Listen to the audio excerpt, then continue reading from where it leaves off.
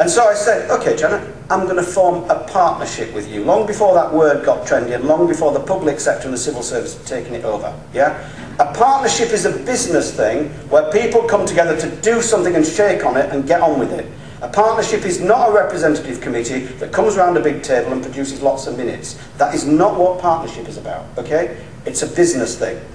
Janet, we're going to work together. I'm going to help you grow your little business of a dance school, and you're going to help me connect with these people. Absolutely. We shook on it, and we got on with it. 6 months in, a bit of the voluntary sector 25 years ago was jumping up and down saying, this is terrible. This woman's going to charge these poor children for this facility. I said, well, there's no grants running around here. This was the last recession in the early 80s. Nothing's working. Let's see what East End parents want to buy with their own money, actually. Because I was getting to know Karen and her kids on the 7th floor, some of them, because I was noticing around. And I began to realise that East End parents are not stupid, actually. Particularly East End mothers. They care about their children, funnily enough. They want the best for their children. And they realised that Jana hadn't taught the theory of dance at some college somewhere. She'd been a professional dancer. She'd done the ship, she'd done Covent Garden, she'd done television. And she knew about the disciplines necessary to get into the dance business. By year 6, we've got 150 children. When West Indian Child's got a place in the Royal Ballet, and a whole range of dance theatre things are going on. It gets too big for our buildings, and then it has to move into its own building on the Isle of Dogs with 8 staff. A micro clue about those who said they represented the community and knew what the community wanted, and what the community wanted to buy with its own money. A very different matter. As that was happening, a group of parents had been running a nursery in a house down the street, because there was no decent nursery care. And he got up to 12 kids in their living room, and they were all going mad, pulling the stereo knobs off. They said, we can't keep living here and running a nursery, so they were looking for space. And they came round to me one Monday afternoon, and I showed them this large church building. And one of these East End parents, because East Enders are really blunt, said, well, you can't afford to maintain this church, why don't you get out and we can move in? I'm thinking, actually, that's true, actually. Why don't we form a partnership, I said. Which means let's get in Gordon. Let's get in Ethel, the 73-year-old East End grandmother with a woolly hat, who's 73 in her body, lived through the war, but 17 in her head, if you know the type of person. Yeah? And let's begin to come up with a vision for this bit of a space. What's the vision? We'll rip out the whole of these pews and all this stuff, and we'll leave the shell. And for £70,000, no more, we will put a tent-like canopy in the middle of it, made of the same material as the Millennium Dome, but 15 years earlier, and we'll build a beautiful nursery in the round for 40 people rather than 200, a bit more realistic when a third of the population are now Muslim. So let's get real about who is now living around here. And let's build an art gallery around it, because I was coming across these artists in Eastern London living in cheap accommodation. Many of them, by the way, have lots of ideological ideas about South Africa, but I noticed one of them had never met her neighbour who was from South Africa. You know, the Guardian reading public who think they understand about the world. And so I began to do deals with them. And I said, okay, Sheena, single mom, I will give you a Sunday school room to develop your stained glass studio on condition you share your skills with other people. Great for Sheena, because artists are the storytellers of our communities, actually. Great for me, for a little 6-month-old child at that point to come into the nursery. Great for me, because an artist cluster begins to develop in these buildings, actually. And I begin to discover, actually, that the way into this housing estate was not, let's set up a representative committee and ask the residents what they want. In my experience, often the residents haven't got the faintest idea what they want. Or what they will say is, let's have another football pitch, because that's what we know. That's very condescending stuff, by the way. No, actually what I began to realise was that actually every human being has a passion going on in them. The real imaginative task was, could you find what Billy Cannon was into at 16 years of age when he's knocking off school? What's the real thing that's driving him? And when you discover it's about setting up a radio station and you make it happen over a month, etc., you suddenly get a very different human being, and he turns up at 7 every morning. The way into these housing estates was about individuals and passion. And yes, it's true, some of that entrepreneurial activity wasn't all totally legal. So let's start where people are, yeah? And try and bend it a bit. Let's build a church, let's build an art gallery, let's develop the first integrated nursery in Britain. So no social services. Let's not follow your 1970s liberal theory of the world, which says, let's take 30 of the most dysfunctional children we can find and put them in a room. Because that's handling poverty. I mean, think of 30 of the most dysfunctional adults you've ever met and put them in a room. Think about that, yeah? That's what we're thinking about with children. I began to say, no, let's take some.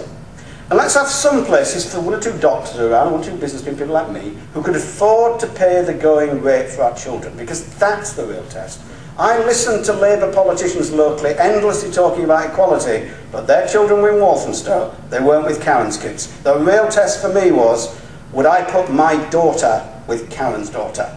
That's the real test, yeah? And actually, if I'm paying, I might make demands and force the quality upwards and create some economy here, instead of everything's free, we're all waiting on someone to sort it out, which is going like that.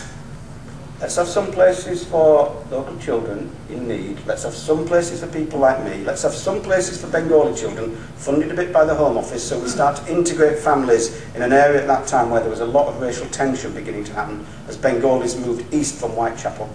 And that would allow us to create 11 creches a week on this side of the amphitheatre, a toy library in the cupboards for local children that would open certain mornings. The canopy would lift up on ropes and we'd be able to turn the space into a theatre, a place for Bengali Eid, Chinese New Year, and we put a little business plan around that. It wouldn't look like a community centre, it'd look a really beautiful place without any silly notices on the wall, and actually we'd make it stack up as a very small social enterprise, long before that word was ever used.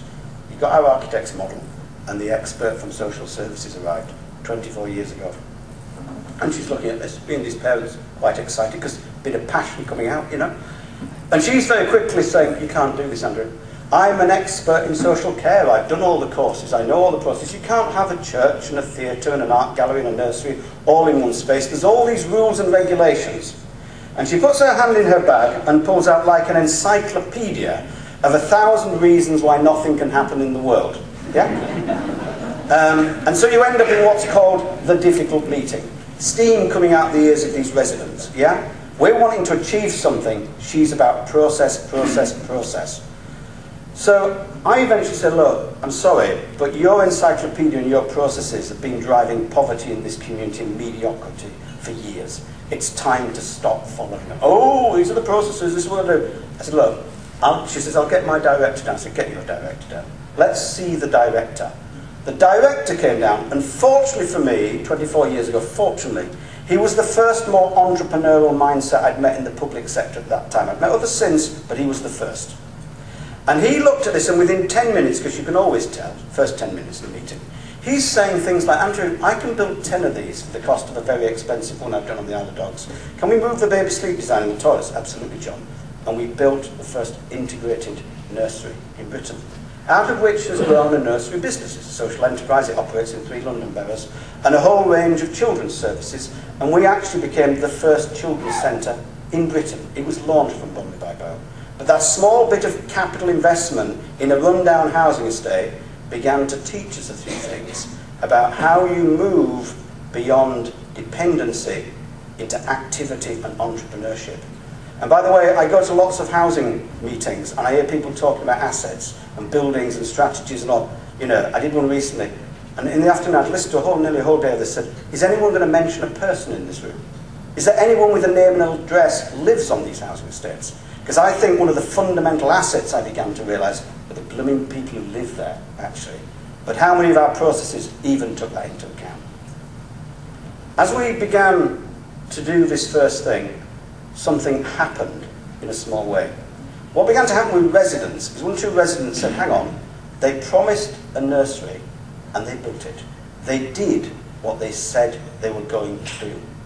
The word integrity began to arrive in a small way.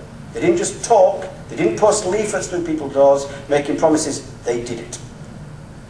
So then people began to say, well, if we can do a nursery, why can't we take hold of the derelict land behind our building, 3-acre park, all burnt out, kids injecting on a night, all that stuff, no one went in it. And why don't we begin to get hold of that? Because we've now just started a little community care group at this point. This is 19 years ago. Because as I began to watch what was happening, Mrs. Thatcher was in power at that point, what you watched was community care was becoming quite an issue. Everyone was waiting on the state or the council to sort it out. And what you realise is the council didn't really sort it out very well. And what they did often was really mediocrity. And what you watched is actually often council staff, very nice people, many of them, but they would never use the service themselves or their children, actually. The contradictions began to jump at us, really.